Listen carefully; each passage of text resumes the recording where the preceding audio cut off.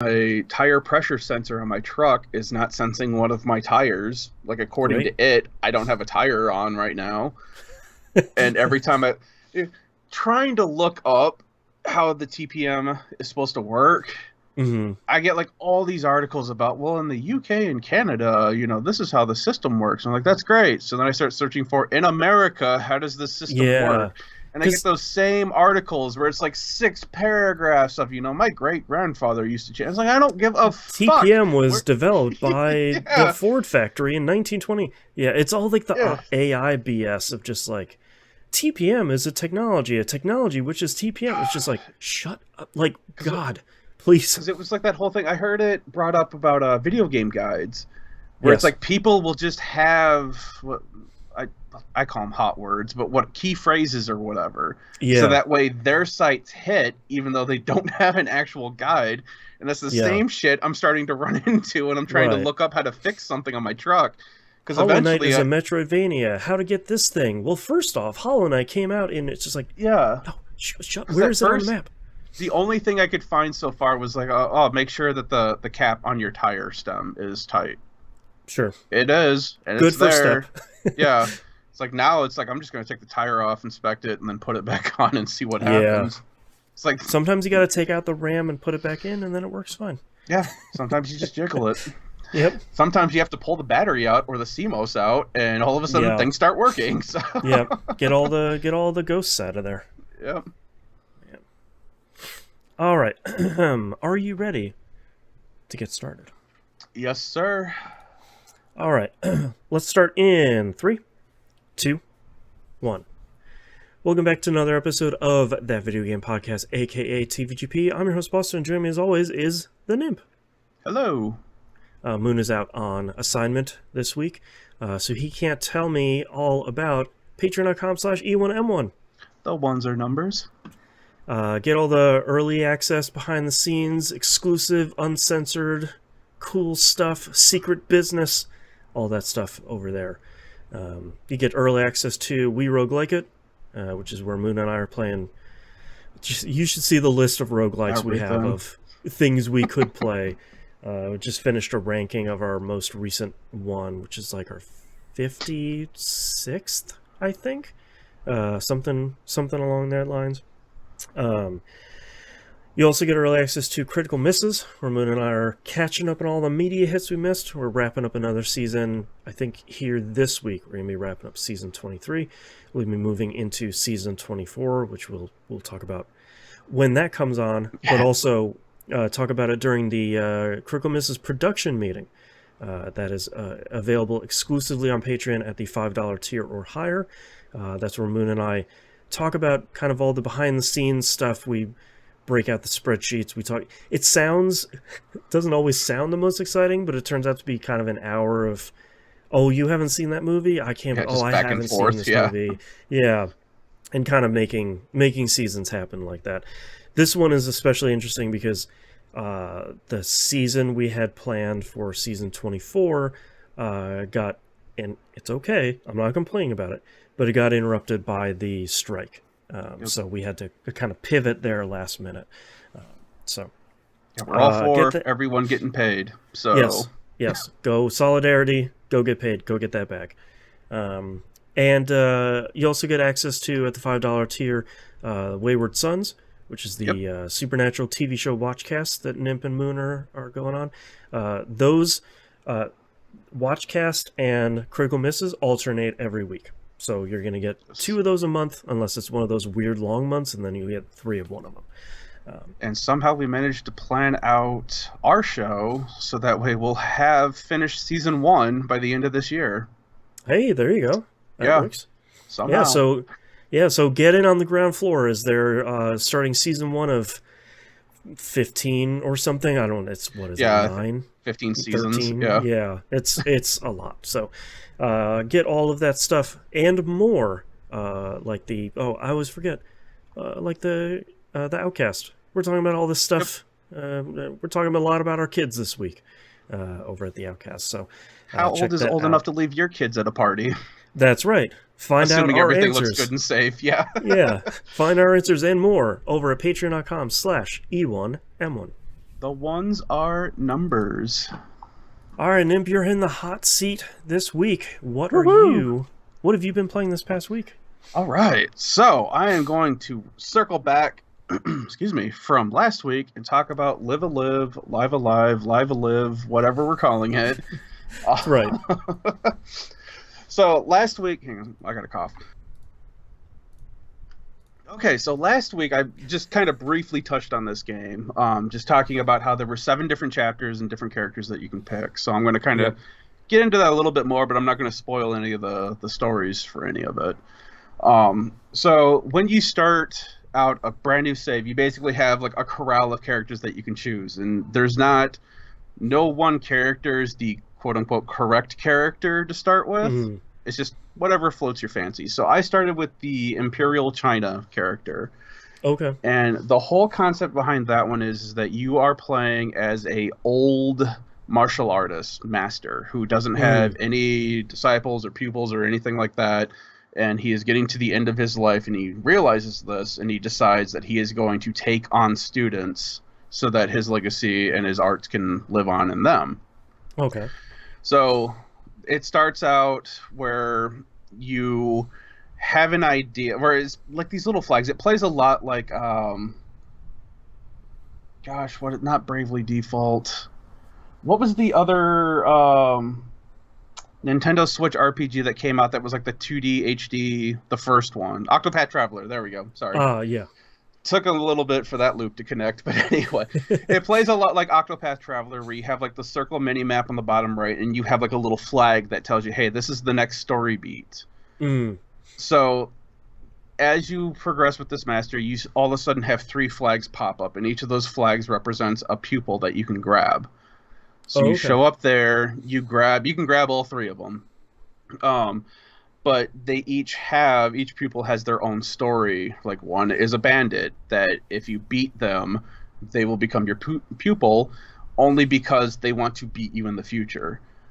Another one is a person who is like a cut purse, who is like really good at stealing from people, and you end up bringing him on to your side because it turns out he wasn't doing it because he wanted to.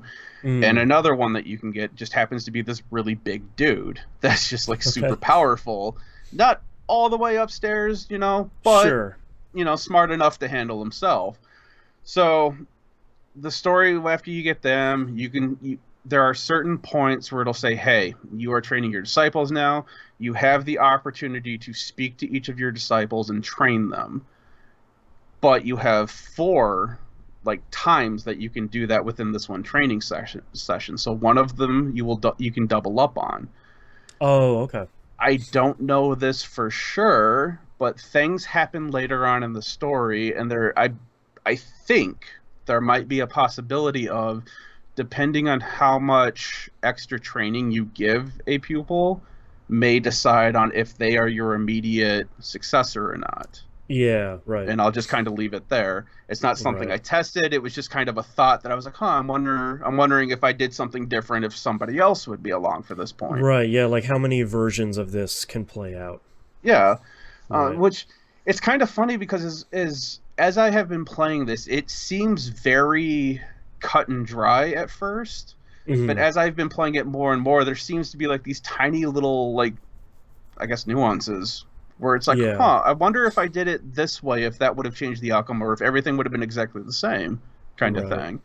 So, and you can go back and you can replay any of them that you've completed.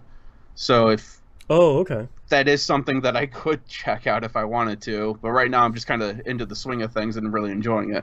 So once I have brought that one to completion, it basically gives you a clear save for that storyline. It brings you back up to the roulette table of characters, and you can choose to, like I said, either replay that same one or pick another one.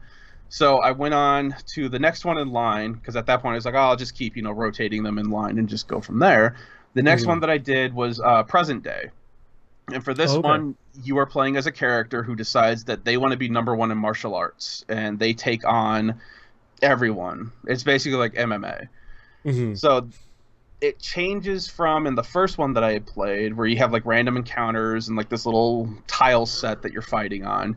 you still get that, but instead of you running around a world, it turns into like Street Fighter, where it's like you have a Oh. globe and it's like choose your challenger.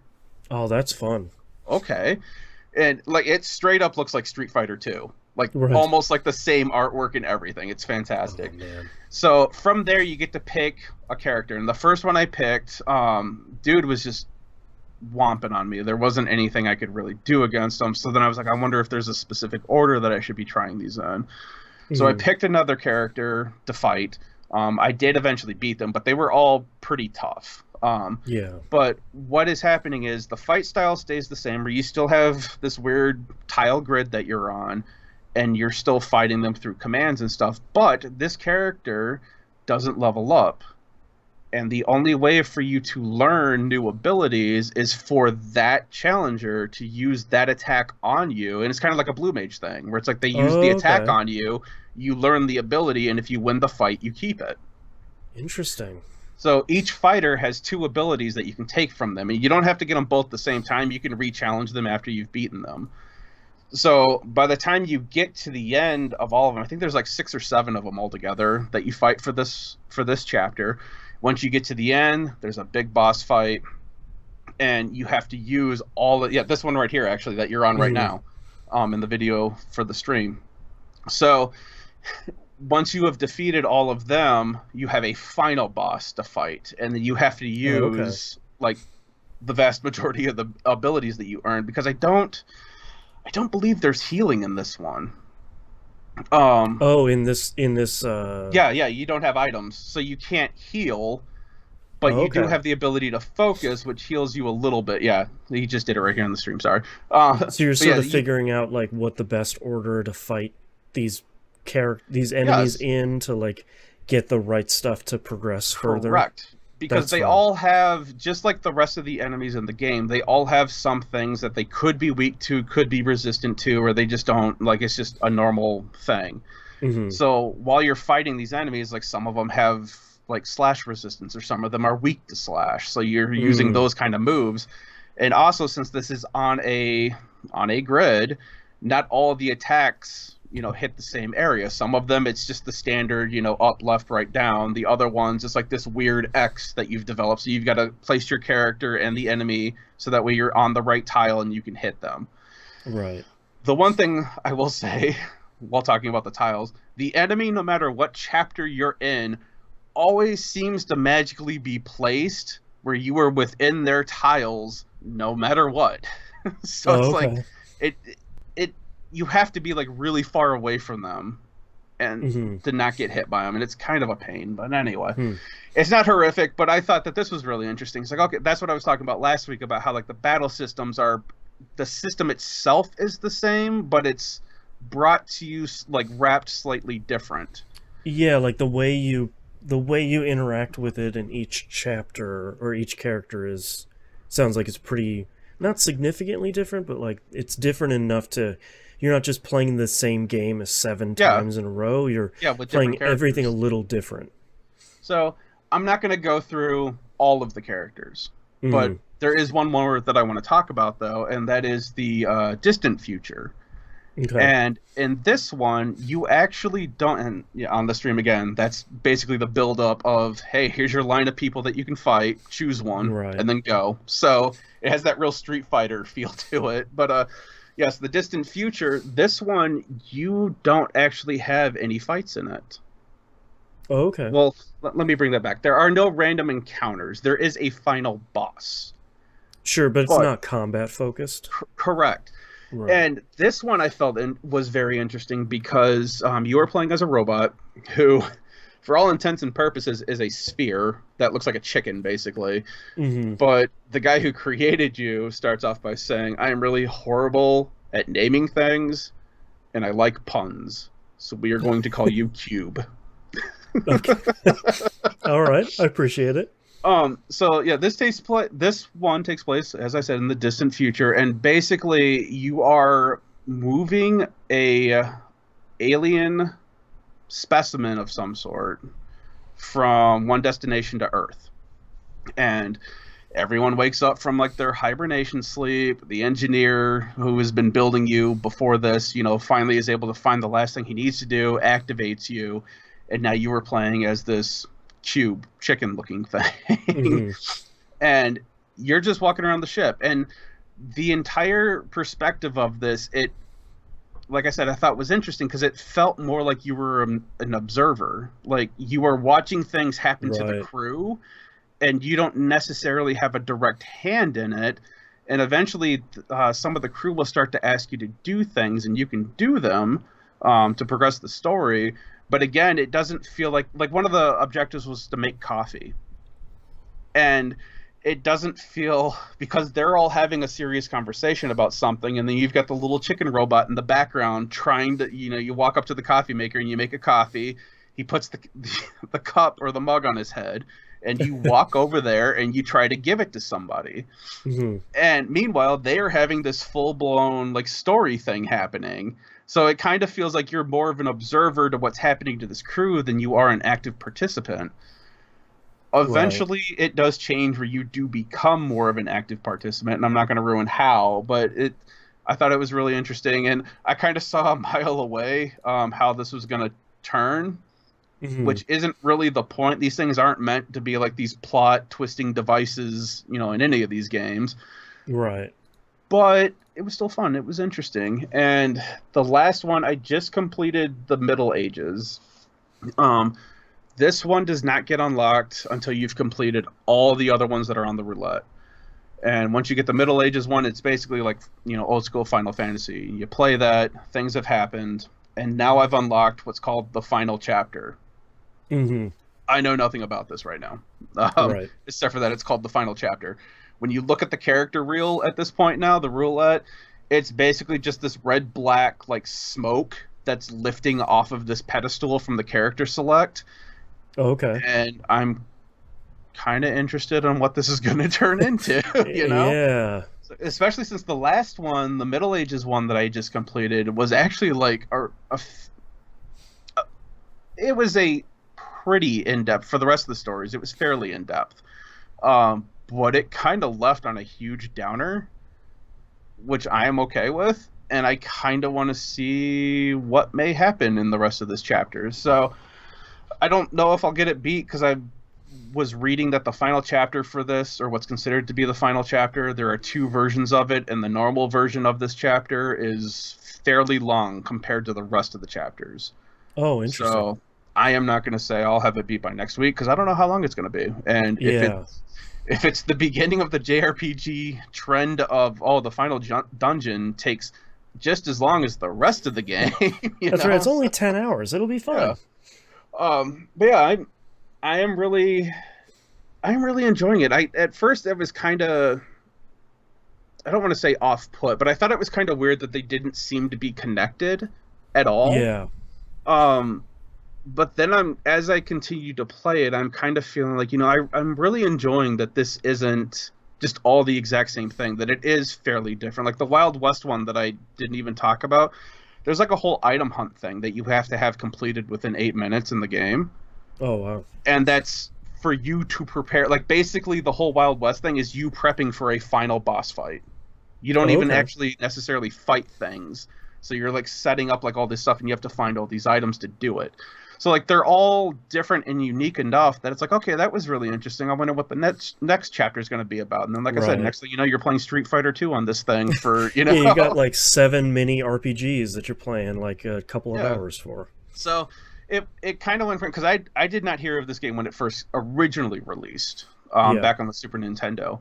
And at starting playing it, I didn't really understand why everyone was like all for this game being released. And now that I've gotten more into it, I'm like, okay, I am finally getting why everyone finds this so interesting and unique, because it so far fairly is. Back when it came out in the 90s, it was one of those big games that got a fan translation, and when it came out, everybody was like, yeah, finally we can play this. And I never played it back then, but it has had such a long sort of love affair for a lot of people, of just like, yes, we should have gotten it over here, this is incredible, I can't believe we didn't. Yeah, it's one of those weird like diamonds in the rough that, you know, a Yep. handful of people over here knew about, and the rest of us Yep. are like, yeah, I'll check it out because you guys seem to think it's worth checking out. Oh, Yeah. nice. My next game is one that I actually just heard the first episode of from you guys, and that is Spirit Hunters Infinite Horde. Yeah. Let me tell you that trying to look up this game on the internet is a pain because there's apparently a lot of things called Spirit Hunter and Spirit Hunters. Yeah. Which before this podcast, I was just trying to figure out, it's like, okay, was it just Spirit Hunters? Because I knew what the tail end of it was. So I'm like, okay, what was the rest of it? And I couldn't find it, so I had to turn my PlayStation on so that way I could figure out what the full title of this stupid game was. Right. I am currently 20 hours and 59 minutes into this game after buying it on Monday. That sounds about right. Yep. I have in my Divinity web, I didn't fully write it down. I've got like 400 some odd nodes that I've already unlocked. Yep. I'm at the point where I have unlocked all the characters. Okay. I just unlocked the lunar caves, but have not done anything with them yet. Okay. All of the other levels I have completed on the hard difficulty. And I have completed at least 2 normal challenges on all the characters. And I'm going to start looking at doing the hard challenges, at least one hard challenge, to help unlock more stuff in this game. Right, right. Starting out, I mean, feels like Vampire Survivor. Like, this is it's a bullet heaven game. It's if you've played anything like Brotato or Halls of I don't even remember what it's called, or Vampire Survivors, it's literally that. I think we are on the birth of how everything is either, you know, a Metroidvania or this or the other. That's right. I think this genre is just a Vampire Survivors. Like, Yep. you know, it feels at first it feels slow, which isn't you know, a bad thing. The artwork, I enjoy the artwork. It's kind of goofy, cartoonish looking artwork, especially when you start getting some of the bosses that are different.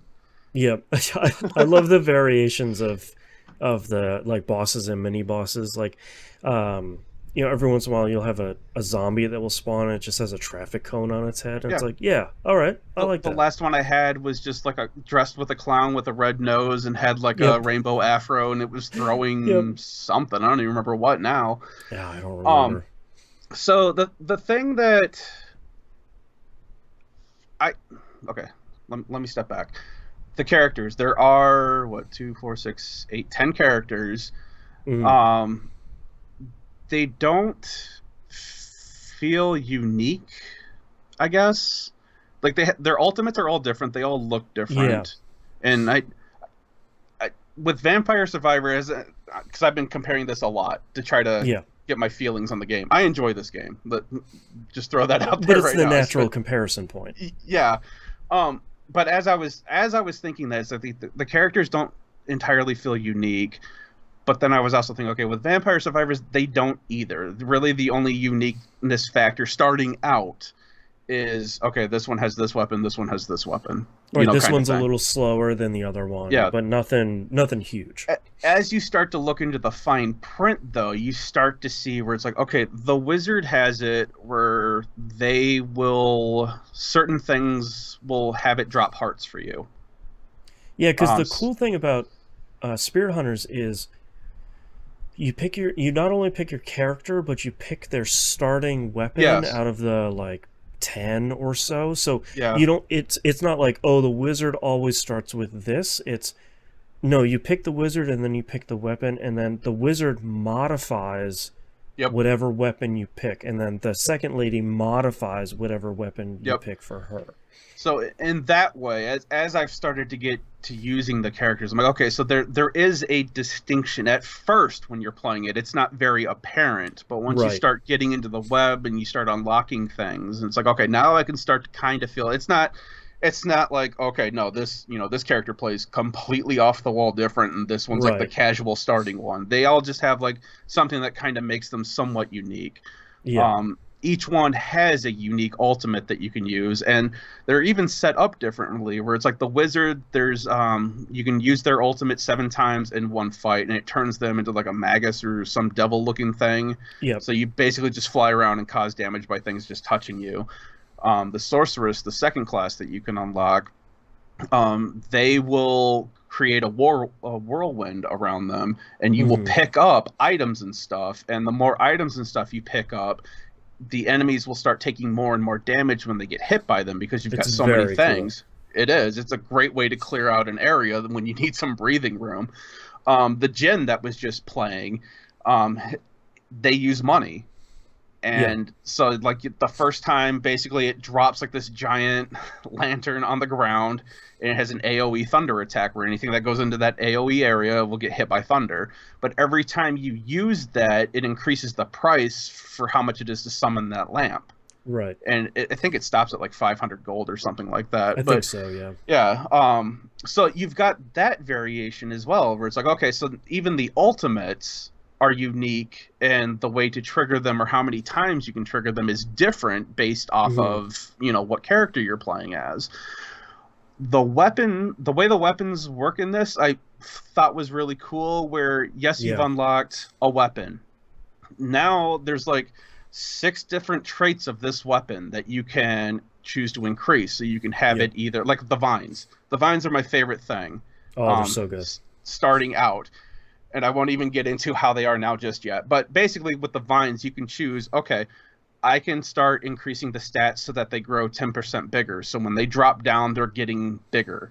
Yeah. I can increase the stat where it causes more damage to anything that touches it. I can increase the stat for how many of them are summoned at once. Right. So you can change it to basically your play style of... I prefer... Like, right now, I'm basically doing where it's just the damage and the modifiers, which I'll get into modifiers later, but that's it. And just having those alone, even just the one first modifier, I guess I'll talk about it now. So modifiers are things you can unlock in the web that add on to the weapons that you can use in this game, and like changes how the weapons function. Work. Yeah And at least when I had gotten to this point in the game, I felt like I could start doing the modified stuff around the time I was starting to get bored with the weapons. Where I was starting to feel like, okay, these don't really feel that great or powerful. I'm not really liking any of these in particular. Yeah, like the game is starting to get really hard, and I'm not really keeping up, and it feels odd. But the Ivy one I enjoyed because it lays down a path that originally, just by default, it lays down 3 Ivy patches that are next to each other that go in the same line. They're supposed to go to the closest enemy. Yeah. So that helps clear a path, kind of. But the first modifier that I unlocked was the bomb plants. Yeah. And my God, was that a game changer? Because what happens that one's real good. Yeah, what happens is these on the vines, these round discs, a plant will spawn. And when they go away, the bomb flower will go off, and it will shoot out like these spores that do damage. So when you increase the length, you max out that you have 10 bomb flowers on your length, and you've got almost maxed out damage. It's basically the vines drop, and you can see in the sea of enemies where it's dropping because all of a sudden everything just died. Yeah. And then you can see...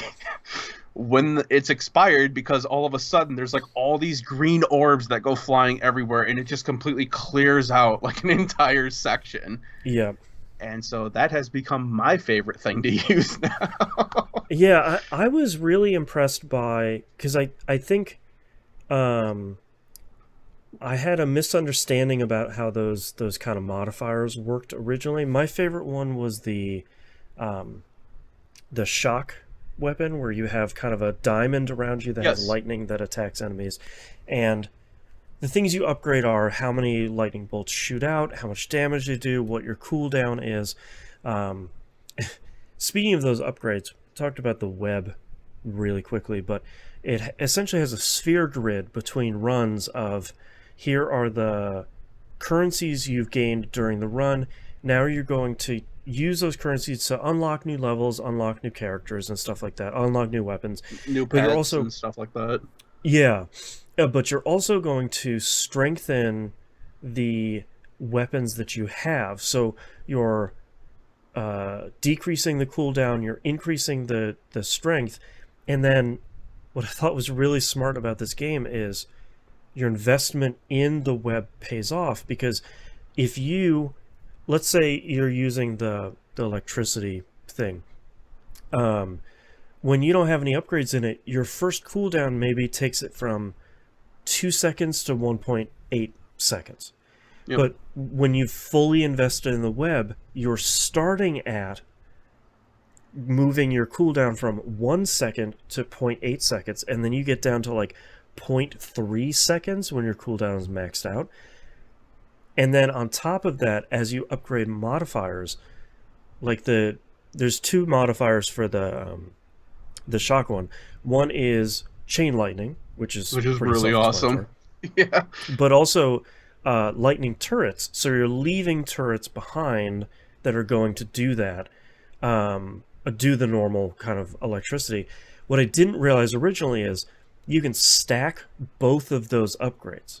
So you can have didn't think that at first. Yeah. Lightning turrets that do, so you have 4 or 5 of those laying around that all do chain lightning, that are hitting 2 or 3 enemies at a time. And like once that started clicking, I was like, oh, you can get...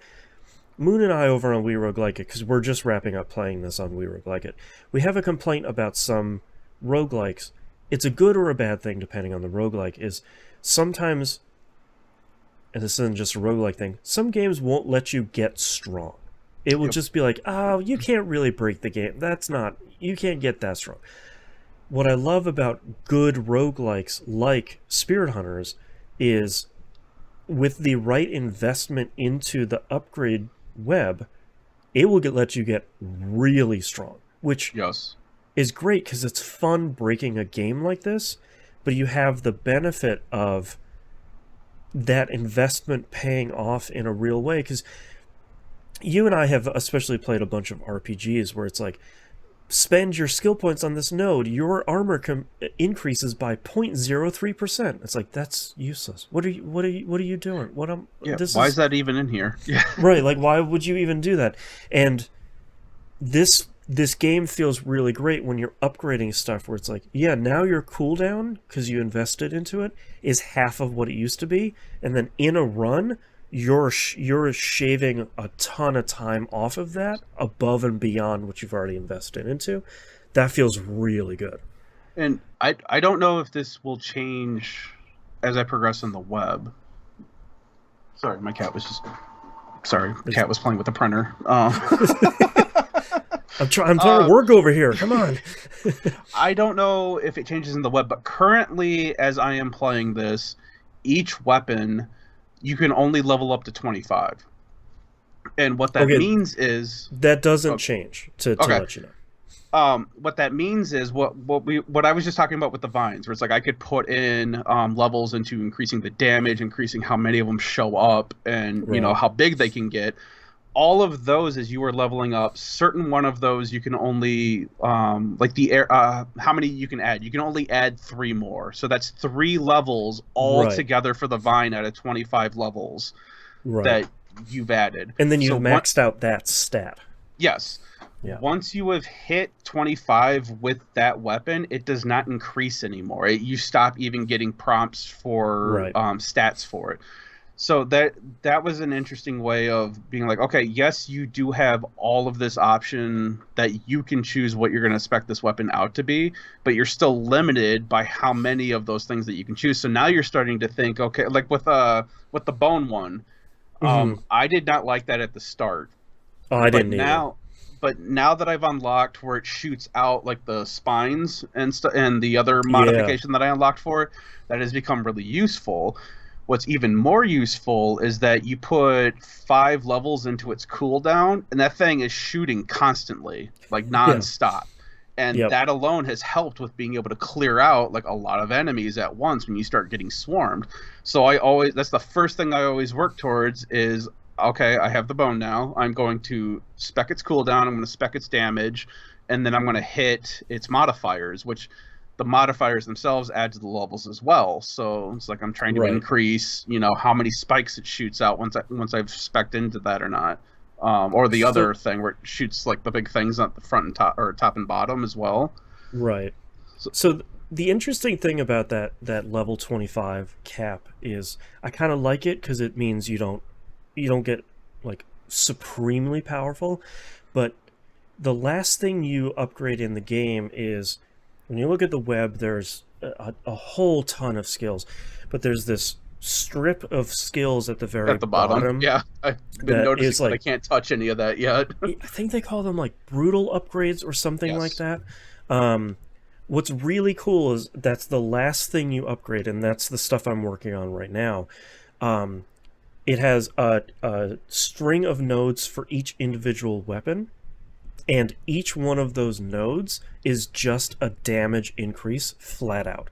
So like I did the shock bolt one. First one is +1 damage. Next one is +2, +3, +5, +7, +9. So like the level cap starts mattering less because you're coming in at the beginning of a run with a weapon that's doing +20 damage, and then you're upgrading all of the stuff on top of it, and that feels even better. Like I was surprised that these weapons could get stronger and stronger, and every time it does, it's like, yeah, man, this feels real good. Okay. Yeah, I was gonna say, because even within the web, when you've unlocked that weapon on the continuation of this sphere grid, there's other things where it's like, okay, if you unlock this next node from here on out, every stat increase that you would put forth on this weapon is automatically +5.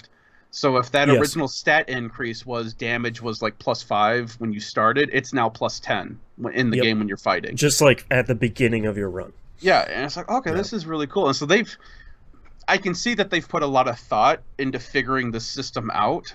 Right. And I think you mentioned in the first episode, or I heard someone say that they released their final patch for this game already because they've decided that it's at the point where it's like, everything is where we want it to be. Nothing needs to be tweaked or anything like that. So I can't speak to how this game originally released, but right now on the final update, everything feels like smooth. Like it's planned out appropriately. I still have issues every once in a while where it's like it's the start of your first run and you are just getting swarmed, and there's like nothing you can do about it because I haven't leveled up yet, so I can't even choose things to to help with this. So that kind of sucks every once in a while. The last thing that I'll talk about is the pets. Yes, the pets are great.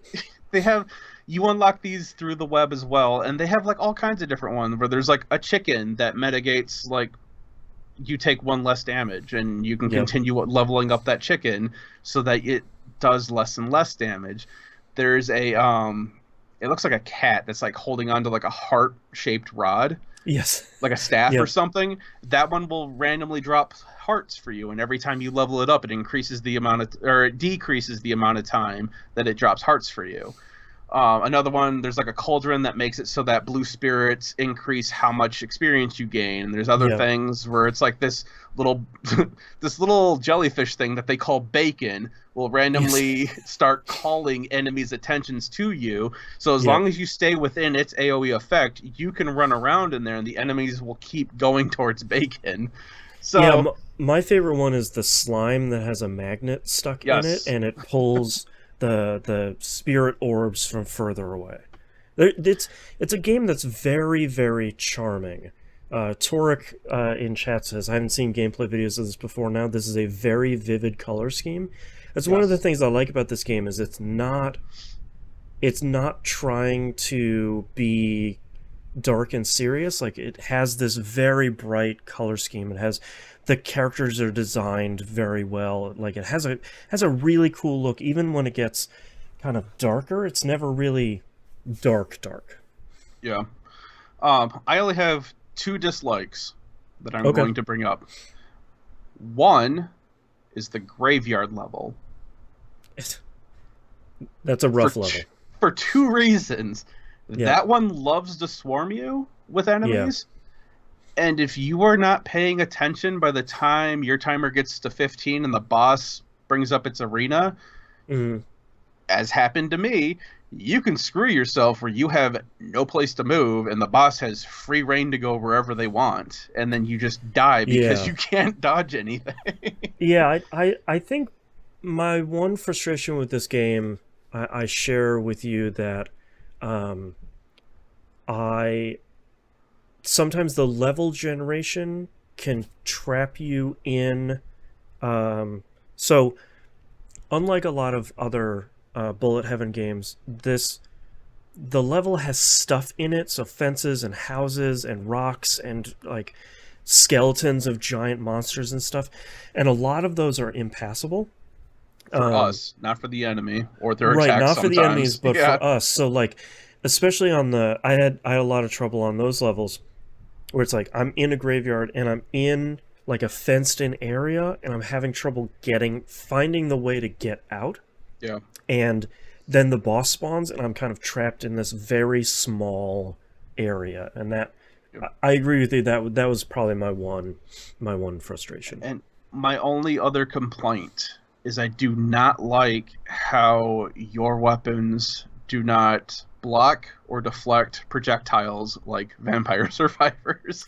Yeah, Only because bringing it back to the graveyard level, you eventually get these flaming skulls that like to shoot like Saint Ohm's fire on you. yeah, they're shooting And something, you eventually get to the point where it's like a bunch of those flames are coming at you from all these directions, and you're trying Yeah. to avoid these enemies. You have a fence that's preventing you from going in one direction, That's and then right. you're getting hit by everything. It's like, Yeah. well, why? Yeah. But outside of that, I am having a really fun time. Like I said, especially once I unlocked the modifiers for the weapons, that was like a whole new game opened up for me, and I Yeah. was just like really starting to enjoy it again. So Yeah, I really love this game. I think it's really smartly designed. It feels like a game that they tested a ton of and they have patched a ton of. It between how well the game plays and how great the upgrade web is, it all feels really great, and that kind of push and pull of the upgrade web of like, all right, I had a really good run, I'm going to do all these upgrades, or like I started a new difficulty, so I'm having a hard time, but I'm getting better currency that I can now take into the upgrade web, and like that all of that push and pull and all the systems work really, really well. It's Spirit Hunters Infinite Horde is a really cool, very special game that I hope more people play. Number one, it's cheap. Number two, it's on everything. And number three, it's normally really good. It's normally just like $10, and I got it on sale for like $6.99 or something like that. Yeah, it's well worth it. But I'll also say, just kind of closing out on this, that if you get to a point where you feel like you're not really progressing or anything, generally all you have to do is either just start playing on a higher difficulty for a little bit, or just knock out a couple challenges with a couple different characters, and then the web will all of a sudden start to open up and you can start to unlock more things. Yeah. And I have enjoyed that because I haven't had to do a whole lot of like, oh, go figure out where this enemy is that you need to kill like 2,000 of or whatever, right? Or try to figure out, okay, what is the special task that I need to do with this character? It's usually just one of those three things where it's like, okay, you've unlocked a new area, go play in there for a while, and eventually you'll hit where you need to unlock stuff, or increase the difficulty, which will bring out different enemies, so that way you can continue moving on in the web. So it's just been a lot of fun. It is definitely that game where my wife will ask me to do something, and I'm like, uh-huh. And then 3 hours later, she's like, "Did you do the thing?" And I'm like, "Just one more run, just one more." Yeah, yeah. Torek in chat asked a good question. That a lot of these bullet heaven games, especially Vampire Survivors, it can get unreadable at the end of a run. You know, Vampire Survivors is a lot of like, There's a lot of colors, and I don't think anything's attacking me, so I'm just gonna hang out here. In all the time I've played this game, I don't think I've really run into that. Maybe once or twice.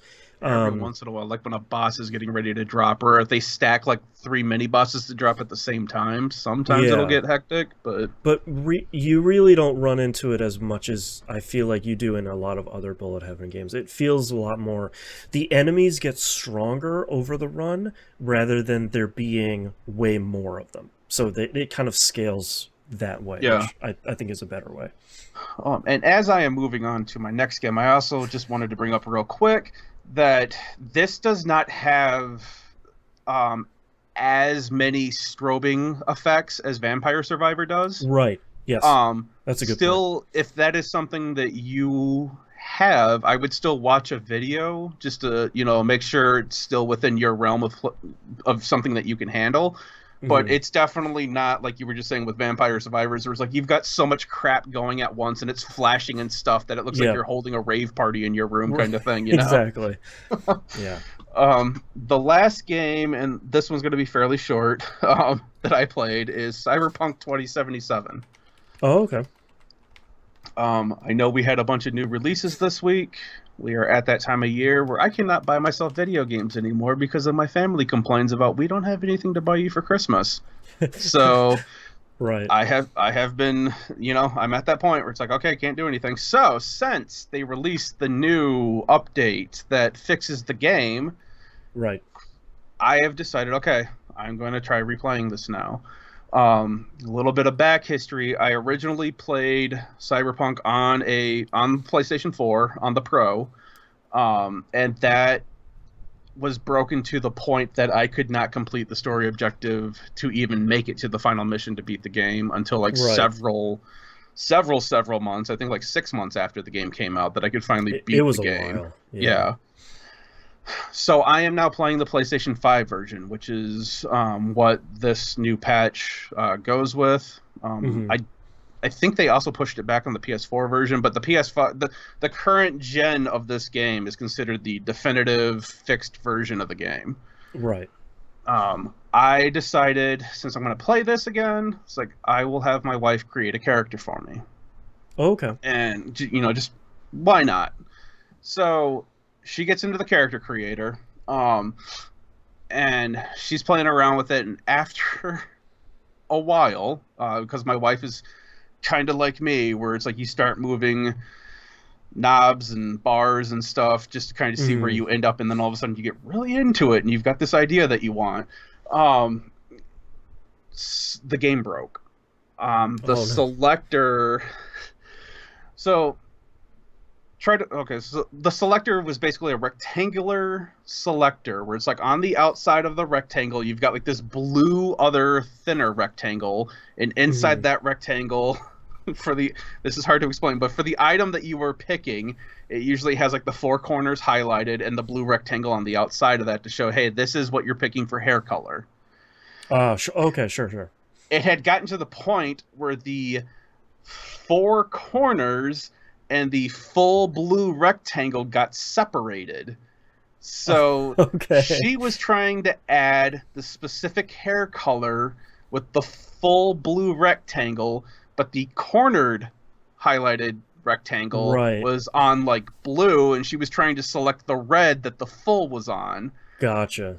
And it kept getting to the point where she couldn't choose like the color that was all the way to the right of the screen because that icon wouldn't move that far over. And eventually, like I was just telling us, like try to fully get out of that part of the customization, get into another one, go back in, and eventually it kind of fixed itself. But it was like a long time for us to try to get that to work so that she could pick what she wanted for the hair color. Like, all right, so as I'm sitting here, I'm like, all right, let's go ahead and make a note of that because we haven't even officially started the game, and it's already glitched out on the fixed version of this game. And I'm not meaning to be an ass about this entire thing, but I am still very, very sour about the release of this game in general. Oh, for sure, yeah. For what I believe to be justifiable reasons. So we get the character creator done. jump in. She chooses for me to play as a nomad. Because I just told her, it's like, just pick whatever. It doesn't matter to me. I'll play whatever. We get to the point where you're in the garage. You're looking at the mirror. She clears that, okay, this is what I want you to be. And you are supposed to walk over to your car and fix it. You're having an issue, and the mechanic's telling you there's nothing that can be done about this, blah, blah, blah. And your character's like, no, I can fix this. They walk up to the car, hood is down, and they stick their hand through the hood so that they can move couplings. And I'm like, I am still not even into this game yet. What in the fallout is happening right now? Yeah. So I'm like, all right, there's another thing to write, another bug to write down. Right. I only got as far as, from the nomad perspective, you get your car, you talk to a local sheriff who doesn't want you to be there, and the entire time I'm telling him, it's like, that's fine, like, I would have been gone already, but you're sitting here running your mouth, and that's why I'm still here. Right. Move out to a telephone tower so that I can connect my radio to hear that, okay, I need to go meet up with Jackie so that I can get paid for this last job that I did before the game started. And that's where I'm at so far in the game. Okay. But already I'm just like... Not the best second impression. Yeah, it's like, this is supposed to be the fixed version. I am playing on the next-gen consoles, which was supposed to also be the fixed version. Right. So I don't know. And that's the whole reason why I am not buying that DLC that just came out. Because I feel that they haven't done enough for me who paid full price for this game when it released already.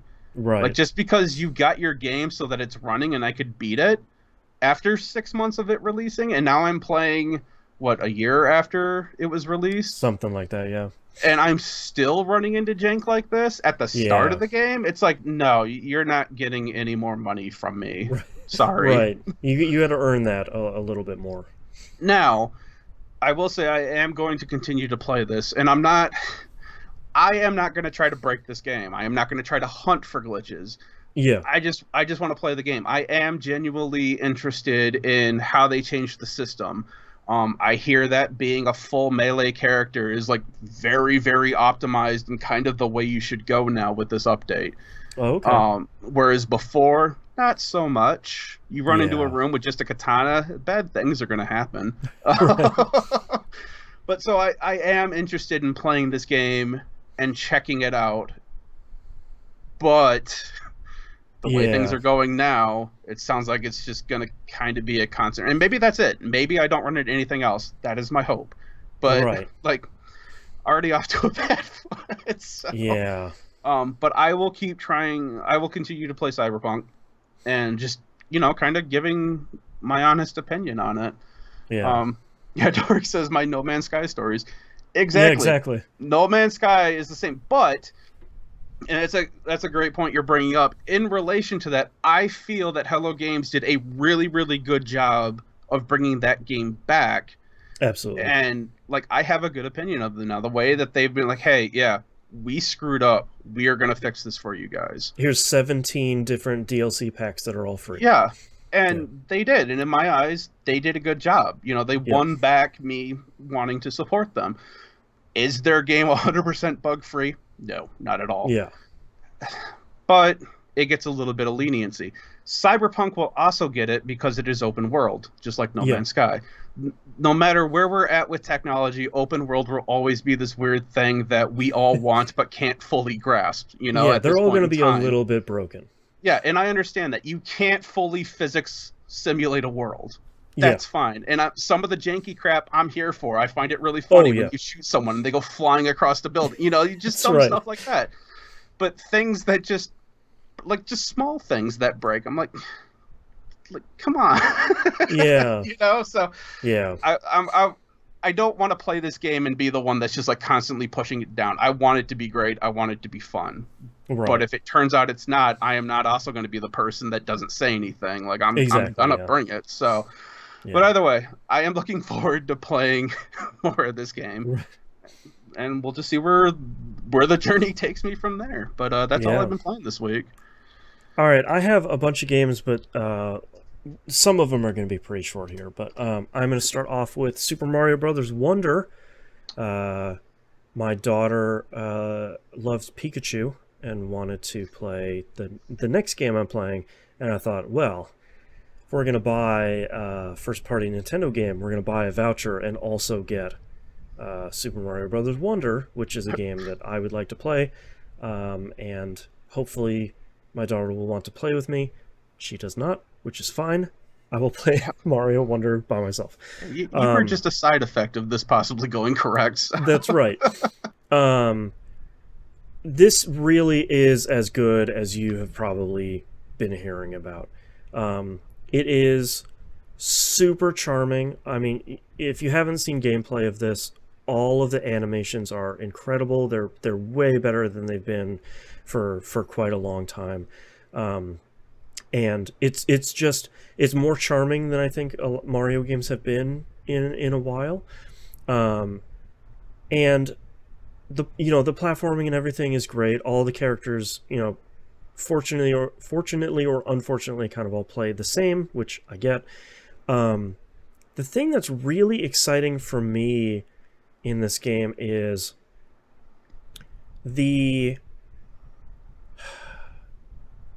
how this game plays with expectations of how Mario games should play. And it's not only the like Wonder Flower stuff where the game just gets weird, and everything gets like a little bit off kilter, but it's also like the challenge levels and the badges you can get. So you can equip one badge at a time, and some of them you get early on are simple things like if you start a level and you're not Super Mario, you just turn into Super Mario. So you're not the little short one, you're the sort of normal sized one. There's just like a bunch of modifiers that you could add. Yeah, and it's even, one of them is you hit L underwater and you swim faster. It's like a dolphin badge.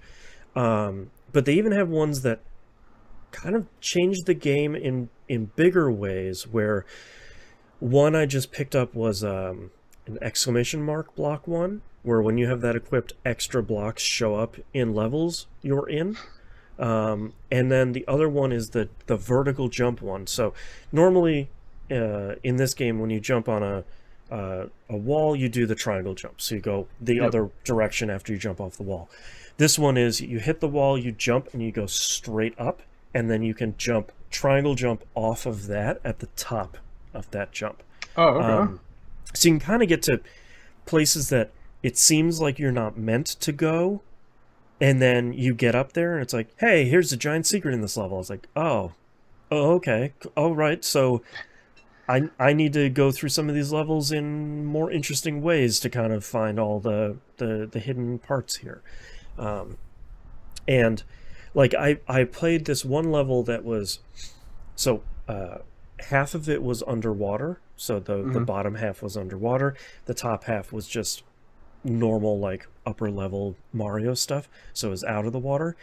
When I picked up the Wonder Flower, the whole level flipped, so the water was on the top and the dry land was on bottom. And it's interesting because I thought, oh, now I'll be able to explore the bottom area. But no, you just go there to get launched into the water up top to explore like triple the size of the level you're on above you underwater. So it's all that kind of stuff where they're flipping and twisting this game around, and they're playing with your expectations, and that combined with the badges that you're putting on to go into the level, you have all these different options and changes and modifiers and stuff that's really, really interesting. And even the first boss battle you get into is against Bowser Jr., and minor spoilers here. It's not that big a spoiler.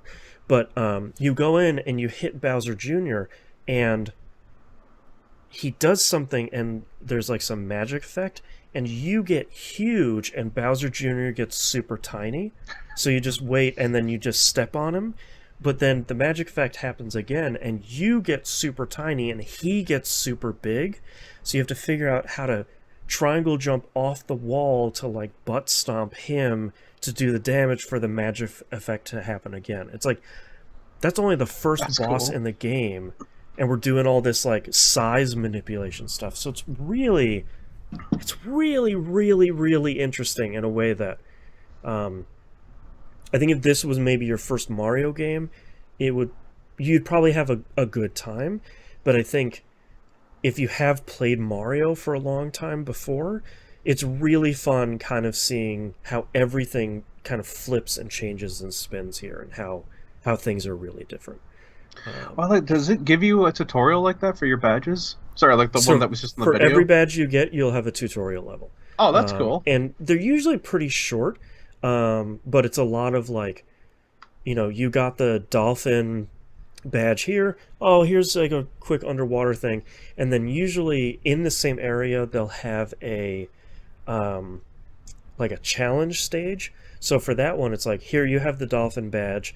You'll need to use that to do this stage, and you're going to be chasing enemies through underwater, and you're only going to be able to catch them if you can get the timing right on hitting the button to do this badge correctly. Oh, okay. So you kind of get that quick tutorial of like, yeah, here's the new thing.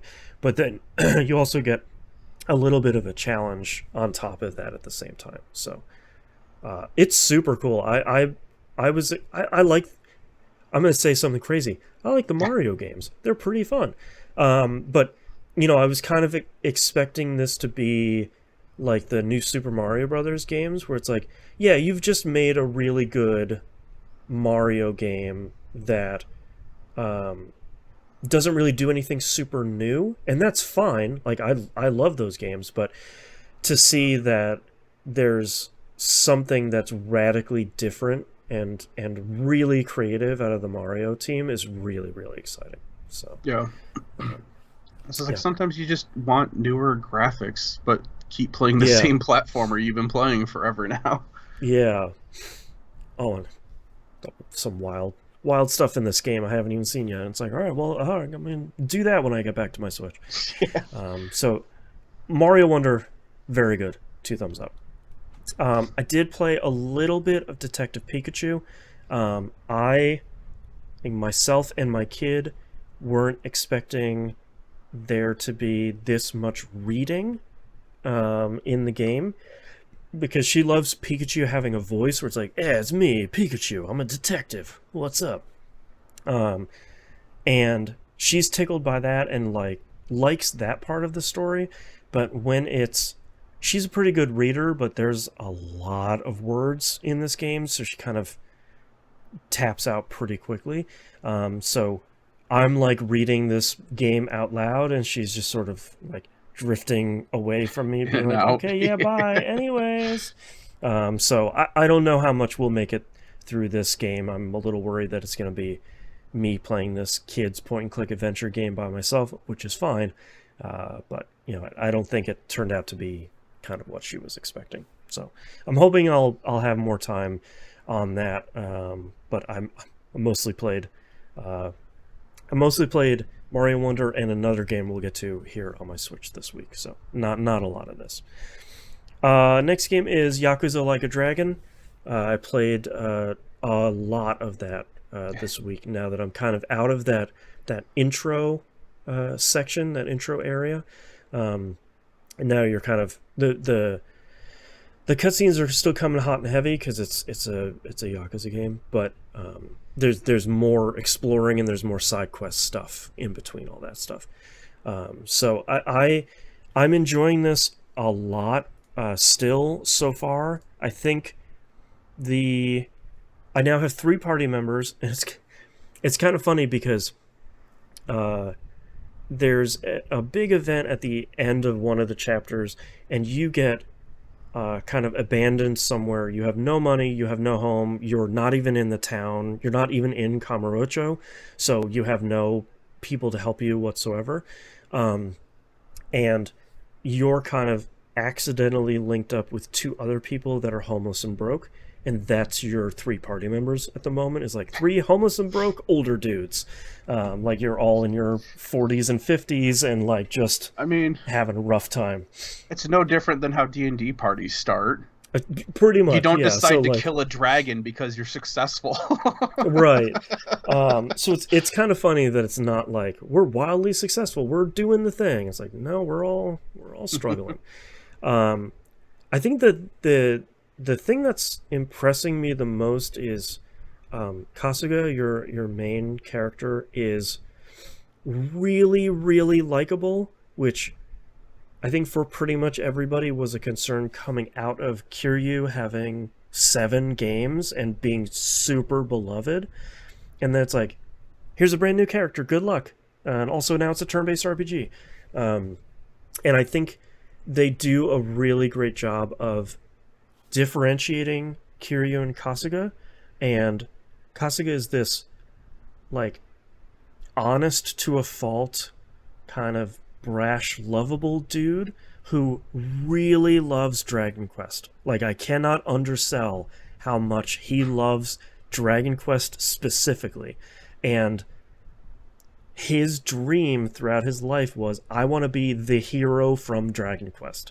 And that has had some fun story implications of how he's going to live his life, but also at some point the game just changes his title from like Yakuza or something to hero, and now that's my job class in this game, it's really great.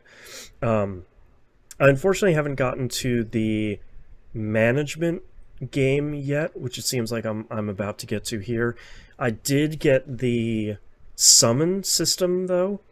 I don't really have anything above and beyond the stuff I was talking about last week with the turn-based RPG. It's still really good. I have an auto battle now, which I wish was a little bit better.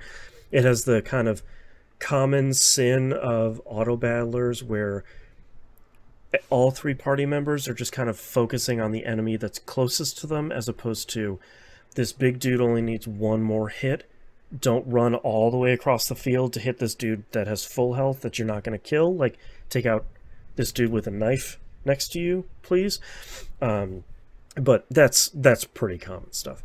I have to believe at this point, either the Gambit system is so hard to code for video games, right? That because that just seems like the ultimate thing for you to just be able to pick and choose. Hey, yeah, just program it yourself. These are your top 10 priorities, all right? Yep. You know, the Gambit system was so good. But I did get the summon system, which is called Pound Mates, which was a really great cutscene of you running across this. In the red light district, you run across a pamphlet that looks pretty salacious about, like, call us up and we'll be there in a bunch of time. You're guaranteed to have a great time. And you're like, yeah, send someone out. The first one's free? Yeah, like, send them out. And this giant dude comes jumping from off a roof. And he's like, yo, what's up? I'm from Pound Mates. I'm here to destroy your enemies. It's just like, oh, okay. And it turns into you get into a fight, and Kasuga holds his phone and does all these like swiping things with like a magic finger and hits it. This dude comes out and he's transformed and has like these 2 spiky iron balls on the end of his fists, and he just goes nuts hitting the enemies with those, and it one-shots them. And he's like, all right, bye, see you next time, pew, and leaves. And it's just it's so good. And it's like, now that Kasuga is he's considered himself a hero from Dragon Quest, now when you run into enemies on the street, they transform into like mythical monsters. So he's like pretending that he's fighting Dragon Quest monsters. It's really, really good. I like this game a whole lot, and I don't want the end of this game to be that he has now been institutionalized by the end of this game, because this is definitely one of those where, because I've only played up to Kiwami 2 in the whole series, and I kind of want to skip the other ones just to play this one, only because it is set up more like an RPG. And I don't have an issue with how the other Yakuza games are set up. Right. But this one is definitely speaking to me way more than the other ones are. So I think if you like the other Yakuza games, and you go in knowing that it's going to be a slow start and you're not going to be able to explore a lot and stuff like that. I think this one is really good as kind of a reintroduction to the series, like Yakuza 0 was, where it's like, this is a good entry point. Like a Dragon is a really great entry point too, especially if you're looking for that turn-based kind of party member job-based thing. It pulls that stuff off really, really well, and it's still like I was talking about last week. It still does the cool stuff of like, oh, you went to go attack an enemy, but they're next to a bike, so you pick up the bike on your way and you hit the enemy with it. Like, you still get to do the Yakuza stuff. It's just in this turn-based system that works really well. So, I've always enjoyed how these games go from like absolutely brutal to I just spent 9 hours playing slot cars. Yeah, my wife was watching me play this, and it was a lot of like, boy, this thing is melodramatic. Oh, and then you're just eating stuff at a cafe, okay, and trying to combine foods to make a combo meal that gives you extra buffs. It's like, I have to rate and review these cabana people and right. Yeah, so it's really great. I'm still really enjoying a lot of this, and it's unfortunately very M-rated, so I can't really play it while my kid is home. So that's my current kind of, while my kid is at school and I'm done with all my chores, that's my game to play right now. So it's real good. 2 thumbs up. Yakuza Like a Dragon. Really quickly, played some more Chaos Head Noah. I don't think I have anything big to update on this one, but it's a lot of like, I'm getting deeper and deeper in the story. I'm getting more caught up in the mystery. So me and the character you're kind of playing as, or reading as maybe, and so far so good. It feels like it's getting stronger and stronger the further you're getting into it. I think largely because the main character, who still all the way sucks, has a lot more characters around him that I think softens a lot of who he is. Like, he's still pretty terrible, but you have a bunch of normal people around you now, and then seeing him being on the back foot when he's faced with this big mystery and everything that's going on, I think makes me like him a little bit more. So so far so good, but kind of clipping along that. I don't know what else I want to say on that, because most of it's gonna be a spoiler. So you're having fun with it. Yeah, I'm having fun. I like it. Just a little check-in. Next game here, let's talk about a Suika game. The game that has been ripping through Twitch and YouTube and everything here. It is available on the Switch. It is $2, so you're not breaking the bank here. And it is a fruit matching combining game. You have probably already seen this if you've watched anybody play video games on the internet lately. If you haven't, it's a very, very cute Japanese puzzle game where you kind of have this thing where like you're dropping fruit from the top to the bottom, a pretty standard puzzle game like that, but every time 2 fruits touch, they combine into the next fruit in the chain. So you drop 2 cherries on each other, they turn into a strawberry. 2 strawberries, grape, 2 grapes, orange, and etc., etc. As you will. And all it really is this kind of, you're not even really competing against anybody. It seems like there are global leaderboards, but I genuinely don't really care about those. But they have the thing that I think has been, this game has taken over our house completely. My kid and my wife and I are playing this pretty nonstop. But the default leaderboards are your daily high scores. So it's been kind of fun of like, oh, I had a really good run, and I'm at the top of the daily leaderboards. Now we're going to try and like gently compete with each other to see who can beat that score as we're playing through. Ferrer in chat says, why does that look like a fruit-based 2048? That's sort of the right idea if you're thinking of like threes, like a fruit-based threes. Um, and that kind of, you kind of get it immediately. And like threes, there are now copycats. There's a web version of Suika game which is not very good. It doesn't have like all the kind of benefits of the Switch version. They did do a couple of patches this week, and now this game is in English, which is really fun. And there is, because before it was just primarily it was only in Japanese, but I figured you just pulled a video because that's the only video that you could find. No, like it was only in Japanese, but it was easy enough to say like, oh, this button is start new game because it's the top one. This button is restart because it's the one on the left. But now it's almost all of it is in English, but there's some stuff that's not in it, but it doesn't really matter. It's crazy that in this day and age, a game releases not even in your own language, and everyone's like, no, this is it, man.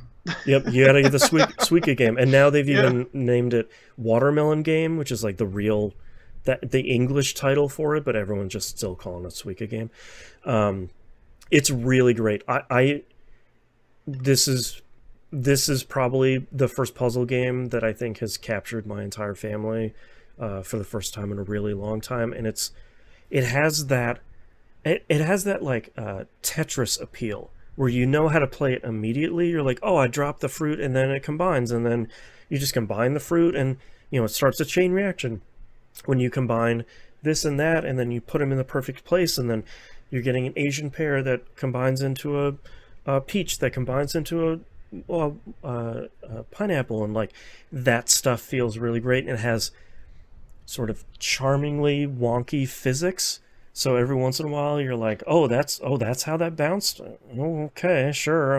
Maybe that's not how that should have gone, but why not?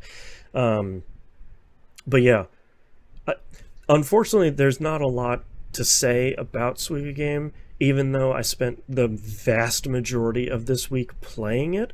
But a lot of it just boils down to it's what it looks like, and it is oddly addictive because of its simplicity. And they even added a Halloween level this week too, which is really great. So go buy Suika game. It's on Switch.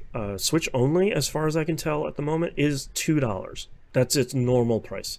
So you should go buy that. It's Suika game. I don't think you can search for it by Watermelon Game yet. I'm sure somebody, with its popularity, the listing will get updated in the States at some point, but you should go play this game. It's really, really, really great. My final game on the opposite end of the spectrum, Warhammer 40k Darktide. So after last week, the Thursday crew and I said, yeah, we're not gonna keep playing Redfall, so let's look for something else. So we thought, well, this is on Game Pass, which is, thank goodness for Game Pass. Let's just say that again, especially for when you're playing with multiple people, because none of us have to spend $70 a pop for a game that maybe isn't good.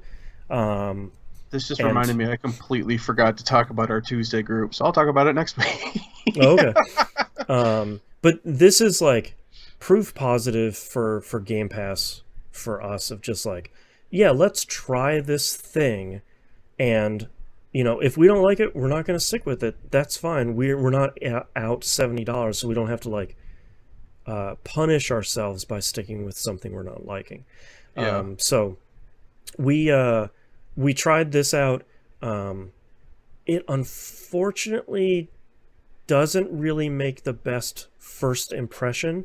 It has a strangely long character creator, where you're going through like what your character looks like, and that part is fairly straightforward, of like what hairstyle and what tattoos and what scars and all the kind of normal stuff. But then it does like, which planet are you from? Which planet do you live on now? What's your background? What's your faith? What's this? I'm like, I want to All the Warhammer log in questions. Yeah. yeah, like I want to log in and play with my friends. Like, can we just okay? I'll go through this. Okay, and then it's like, okay, cool. Here's a tutorial mission. It's like that's fair. Like I'll go do that. And that was longer than I expected. It wasn't bad, but it was a lot of gameplay. And then after that, you get kind of dumped into the hub area, and you have to go through training missions. It's like, please, I'm just trying to play with my friends here. I know how to play Left 4 Dead. Like, I kind of get it here.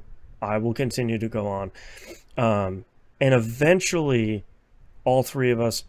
I do have to say, at least on PC, super easy to get into a party together. It was just sort of like, all right, all of us are on, we'll invite each other. All right, great. Now we're in a party. Let's go launch a mission. Once we did launch a mission, I had to try, I think it was 3 or 4 times to get into the game and stay into it. Both Bilsiford and the Hannah didn't have any connection issues, but I had nothing but connection issues for a little bit and was pretty impressed by how the game handled it. It basically dumped me back out to the menu, or like the hub area, and I was kind of standing there by myself. And it gave me 2 options of reconnect and don't reconnect. And while I was waiting to get back into the game filled my slot with a bot. And then as soon as I got back in, it kicked that bot out and put me right back in. Okay. So like the crew was never down a person, even while I was having issues. The crew always had 4 people in it, no matter how many people were in the party. So, but did the bot make them wish they were down a person? We were early enough that I think the bot was probably doing about as well as I was going to do. Okay. So I don't know if that's good for me or not. But once we got in, it feels a lot like that same kind of format that Left 4 Dead has, where you're kind of making your way through hordes of enemies to get to a point. There's a lot more melee attacks. Like it's a lot more focused on melee than it is on guns. There are guns, but the way to recharge your shields is by killing stuff with melee. And there's ammo, but there's not a ton. So if there's a bunch of weak enemies coming at you, you're just gonna kind of hack and slash through them. I think my only big complaint about it at the beginning is it's really hard at the beginning. I don't know if that's... We just picked quick play, because you look at the mission list and there's like 15 different missions that are like, oh, go do this, and oh, go do that, and here's this level, and here's that level. We just picked quick play, and it's like, we got a bunch of people just send us into something. Mm-hmm. I don't know if the one we got sent into was a higher level one, or if you're not supposed to win your first couple ones, because you're leveling up and you're kind of gaining XP and character points and all that stuff. But that mission was really pretty difficult, and we definitely did not finish it. So, which wasn't bad. But I only played the one match with the other 2 guys, because by the time we got to that point where we failed that mission, I had been playing it for like over an hour or an hour and a half, to like getting through the tutorials and the character creator and all that stuff. So I was kind of out of time, which was a bummer that we were only able to do one mission. But I feel better now, because I think we had enough fun that next week we can just pick up and start a mission immediately, and now we have our characters set up and we have all that stuff. So I'm hoping that the next time we sit down and play, we can just get into it immediately and kind of hit the ground running at that point. So nice. It seems good so far. I was hoping we'd be able to play more, but it seems good. This looks like it's a standard 4 versus the Horde kind of thing? Yep, pretty much. Okay. Yeah, like I think as we were playing it, we're like, yeah, this is like a Left 4 Dead. It's also like the other Warhammer Vermintide. Yes. I got the impression it's the exact same kind of thing. So it seems cool. It seems neat. I'm glad it was on Game Pass, because we're we're kind of waiting for the Sea of Thieves. I think I mentioned it last week. Waiting for the Sea of Thieves PvE update to come out. In the meantime, we're just kind of checking out a bunch of stuff on the night where we would normally play Destiny. We're just playing some of this cool stuff, checking out some new games. So, Yep. That's all I'm playing this week. So let's take a break. I need some water. Goodness. Sheesh. There we go. Oh, man. All right, where's the news stories here? There it is. Oh, yeah, now I gotta open up all the trailers for the approximately 50 video games that are coming out this week. Yeah, seriously. Dude, I opened the document when you first sent it to me. I'm like, okay, there's only a couple games on here. That's not bad. And I came back like an hour later, and I'm like, my God, come on. I wasn't done. Yeah. All right, let's open up these, and then we'll get down to recording. Only about 50 more here. Yeah, pretty much fair. That's all it is. Yeah, that's really it. Figure. I didn't even think I would put the partner showcase in there, but I thought, well, we might as well talk about some upcoming games here, as opposed to whatever other nightmares are happening in the industry.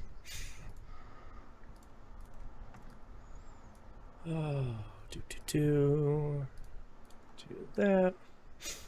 Only thing I wish is that Microsoft would have put chapter markers in the showcase video. I wish more companies did that. It's weird because I've been noticing that a lot more individual streamers have been doing that. Yep. But yeah, like you were saying, it's like Microsoft, PlayStation. Nope, you just get the whole 2-hour experience. Yeah, here's a 30-minute video. Good luck. Yeah. Yeah, that thing, the disk drive, that was crazy when I read that you need a network connection for that. I was like, whose bright fucking idea was that?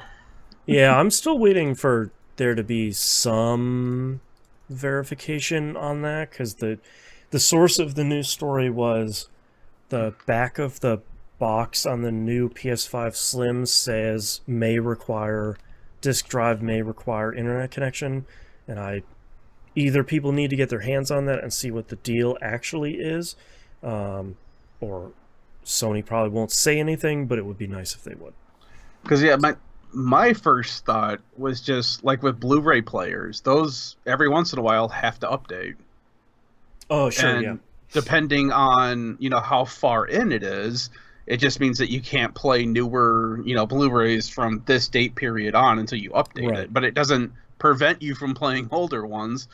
But after reading and seeing all the comments, I'm like, that seems to be what everyone is sticking with, that no, it needs network connectivity to play, and just seems really stupid. But maybe, I don't know, maybe that gets them around like the Blu-ray. Well, Sony owns the Blu-ray license though, don't they? They're on the consortium, yeah. Yeah. The only other thing I could think is that it's the old console thing of like the codes to decode the stream for Blu-rays are on the device, and that means eventually someone will hack in there enough to pull out the codes, and it's like, now piracy is possible. Yeah. So we'll see. I don't know. Yeah. Wouldn't be surprised if they pulled a Sony and it's as dumb as it seems like it'd be. Yeah, and of course, probably find, oh yeah, it's just a handshake just to make sure everything's on the up and up, and I'm like, right. Nope. Yeah. All right, are you ready for the rest of this? Yes, I am. All right, starting in 3, 2, 1. Let's talk releases for the week of October 30th, 2023. Resident Evil Village is coming out on iOS. You can ask your resident Apple nerd about whatever this means. It comes out on the iPhone 15 Pro and M1 powered iPads or higher. So I Google that. I don't know what the second M1's the new chip, isn't it? I think. I don't know. I never I like half pay attention to phones because I use iPhones. Yeah. So I'm always like, oh, that's cool. My phone doesn't do that, and I'll probably buy the next version because I'll be ready for a phone after that. But this is $40, so keep that in mind. I'm very curious to see. One, performance from the videos I watched today has so far seemed fine. Yeah. I would hope, because the M1 processors in these things is very powerful. I'm really curious to see what sales numbers are going to be on this, because $40 is a lot of money for quote-unquote a phone game. You know, Square Enix gets raked over the coals when they put out Final Fantasy Tactics for $20. So I think this is going to get an interesting reception. I think Death Stranding, when that comes out, will probably get an interesting reception, because they're going to be more expensive than the rest of the games. So I'm curious too how this will work out for storage, because I believe on console this is a 40 to 60 gig game, maybe a little higher. It's pretty big, yeah. And I'm curious because I know with the phones there's like 256 gig is the standard. I think that's the smallest one you can buy. Yeah. Now. Yeah. So I mean that it's not bad for a phone, but I mean like if we start going in this direction of more video games coming out mobilely, right. I wonder if they're somehow decreasing the file size or something for the phones or the iPads even. Yeah. I wonder if they can compress it a lot, because or at least decrease the size, because they know they're only focusing on one specific resolution and all that. So I mean, if all else actually, can you put a micro SD in an iPhone? No, it doesn't have a slot. Okay. Yeah.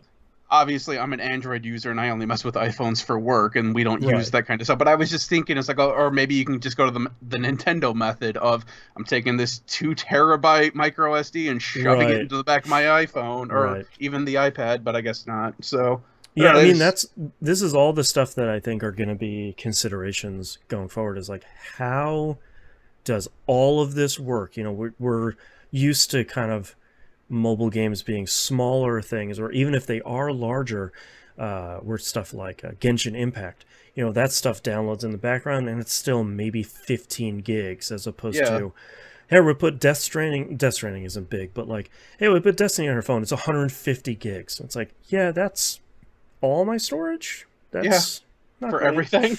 Yeah, so we'll find out pretty quickly, I think. Next game is Jusant, which is PS5, series consoles, and PC. This is Don't Nod's new game. You know, the Vampire and Life is Strange, the original Life is Strange developers, making it kind of a story-based climbing game, which, of course they are, because Don't Nod is just apparently, like, making whatever they want, and I love them for it. So I would recommend checking out a trailer of this. It's JUSANT is the spelling of the game. It looks cool. It looks like Don't Nod is making kind of a unique little thing. It has a cool style, and it looks neat. I feel like anytime they come out with a game, it's like, yeah, I'll try that. Whatever you're gonna make, it's probably gonna be cool, and it's gonna be a little weird, and it's gonna be unique, and yeah, I'll give that a shot. Why not? Yeah, it looks nice at least, and cool. So yeah, it looks interesting. Nice and cool. He's on a winner level. I'll take it. We need more video games like that. Yeah. Next game here, Alien Hominid Invasion, comes out on Xbox One, Series consoles, Switch, and PC. It took me a really long time. Thank you, Moonpeer in chat. First time. Says that that's coming on Game Pass day and date, by the way. So thank you very much. It took me a really long time to figure out Alien Hominid Invasion is a sequel to the first game, because I thought it was an HD remaster of the first game, which is also coming out the same day. This is a different game. This is like a co-op, a kind of side-scrolling shoot 'em up. It's a sequel to the first one. The the like wildly successful Xbox Live Arcade Alien Hominid. They're making another one 20 years later, however long it's been. So I don't know. This looks cool. I never played the original. I'm like the one person that didn't play the original Alien Hominid for as much as I played live arcade games. So people seem to really like that. So I'm glad they're making another one and it's co-op. I don't think I did either because it came out around that time of I'm not paying $10 for a digital game. Yeah, $10 for a downloadable game? Come on, man. Yeah. Next game is Song of Nunu, a League of Legends story, coming out PS4, PS5, Xbox One, Series Console, Switch, and PC. This is Tequila Works' League of Legends game. They made Guilt, Rhyme, and the Sexy Brutal. This is another one of those League of Legends games that we're getting. I think this is like the fourth or fifth one I've seen of. We're making games in the League of Legends universe, and different developers are doing it. Like the first one was the Moonlighter devs. They're like, hey, we made a hack and slash roguelike in the League of Legends universe. So this looks like a character action platformer sort of thing. So it looks really cool. I didn't know that they were planning on going through all of their characters and just making different games, but yeah, it's really wild. It's a cool idea, and I like that Riot isn't the Riot does League of Legends, right? Sure. I don't know. The developer of League of Legends, they're not making all of these ones. I like that it's this like, oh, now you get this one, okay, you can make this character, you get this, you make a puzzle card game, you make a roguelike, like you get all of these developers to make their own kind of take on League of Legends. I think that's really cool.